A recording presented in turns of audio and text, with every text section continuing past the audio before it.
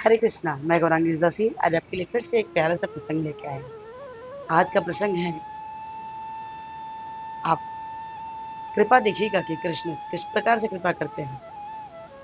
अलग अलग तरीके से कृपाएं होती हैं। क्या आपको पता है कि हमारे जो गणेश बप्पा हैं, ये 10 दिन ही क्यों रुकते हैं? 10 दिन के लिए ही इनको क्यों घर में रखा जाता है? 8 दिन, 7 दिन या 15 दिन के लिए क्यों नहीं? इसके पीछे पुरातन कथाएं हैं।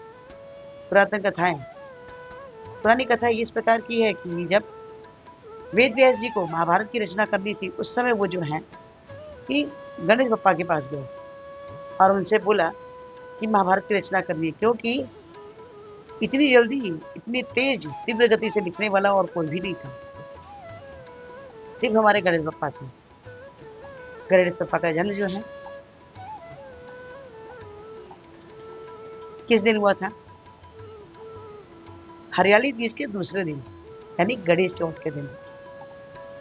गणेश चौथ के दिन बप्पा का जन्म हुआ था। और ये जो है जाते कब हैं? 10 दिन के बाद जाते हैं। अनंत चौदस के दिन जाते हैं। तो 10 दिन के बाद ही क्यों जाते हैं? कथा कुछ इस प्रकार की है कि जब व्यास जी जो गणेश बप्पा से बोलते हैं कि आपको लिखनी है, महाभारत की रचना लिखनी है, लिखने का कार्य करना है, तो बप्पा जी ने बोला मैं लिख तो दूंगा, पर हमारी एक शर्त है।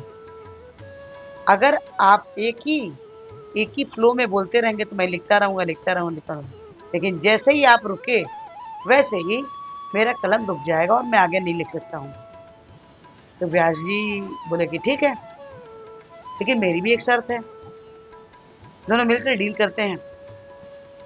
क्या शर्त है? पापा जी ने पूछा। बोले शर्त कुछ इस प्रकार की है कि आपको जो भी चीज मैं बोल रहा हूँ उसको आपको समझ के लिखना होगा, सिर्फ लिखते नहीं जाना है। तो पापा जी बोले ठीक है। पापा जी तो बहुत बुद्धिमान थे। व्यास जी नेत्रों को बंद करके महाभारत को बोलना शुरू किया। हर घटनाओं को का विवरण देना शुरू किया। पापा जी लिखते रहे, लिखते रहे, लिखते रहे, लेकिन उन्होंने ये बात इसलिए बोली थी क्योंकि अगर वो रुकते तो पप्पा जी का कलम रुक जाता, गणपति पप्पा का। तो वो ऐसा बीच में कोई ऐसा शब्द बोल देते थे जिसके कारण से पप्पा जी को 1 मिनट लग जाता था सोचने के लिए इसका मतलब क्या है। और इस तरह से लिखते रहे, लिखते रहे, लिखते रहे, महाभारत की रचना हो गई।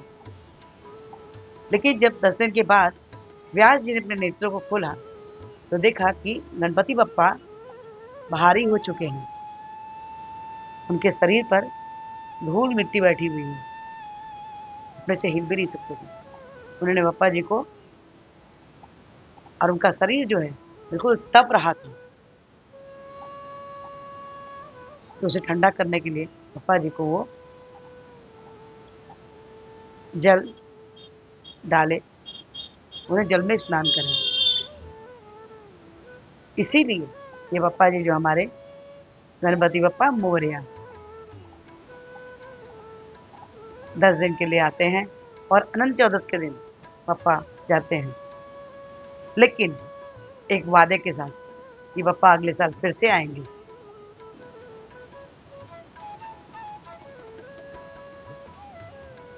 अब आप बोलेंगे इसमें कृपा क्या हुई? व्यास जी जो हैं वो भी कृष्ण के ही अवतार माने जाते हैं, क्योंकि जिस तरह से व्यास जी ने कथाओं को लिखा, समझाया, ये अन्य कोई और नहीं कर सकता।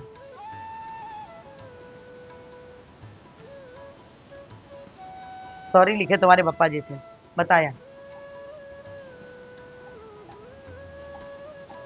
अगर कहते हैं कि जीवन में आप प्रभु को अपने माध्यम बीच में रखते हैं, हर सब कुछ अगर आप कृष्ण के लिए ही करते हैं, तो आपकी व्यवस्था स्वयं प्रभु श्री कृष्ण करते हैं।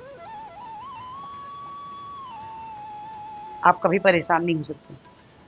ऐसा नहीं कि जीवन में परेशानियां नहीं आएंगी, आएंगी, आएंगी, लेकिन जब आप दृढ़ता पूर्वक विश्वास रखेंगे कि प्रभु आपके जीवन में हैं, तो प्रभु आपके जीवन में हैं। ये छोटी-सी कथा आपको कैसी लगी? अच्छी लगी हो तो प्लीज़ लाइक कीजिए, शेयर कीजिए, सब्सक्राइब कीजिए और इस वीडियो को तो विनम्र प्रार्थना कि हमारे पूर्वदेव प्रपाद में हरे कृष्ण महामंत्र अपने बोले हैं जो कुछ इस प्रकार से है, हरे कृष्ण, कृष्ण कृष्ण हरे हरे, हरे राम, राम राम हरे हरे। तो हरे कृष्ण महामंत्र जपिए, कृष्णा के सबसे प्रिय बच्चे बन जाइए। प्लीज़, प्लीज़, प्लीज़ आज से एक माला जपिए, अच्छा होता है तो 2, 2 से 4, 4 से 6, 6 से 8, 8 से 16 जैसे 16 माला पाएँगे, कृष्णा के हेतु कृपा के पात्र बन जाएँगे। प्लीज़ आज से हरे कृष्ण महामंत्र जपिए और कृष्णा के हेतु कृपा के पात्र बनिए।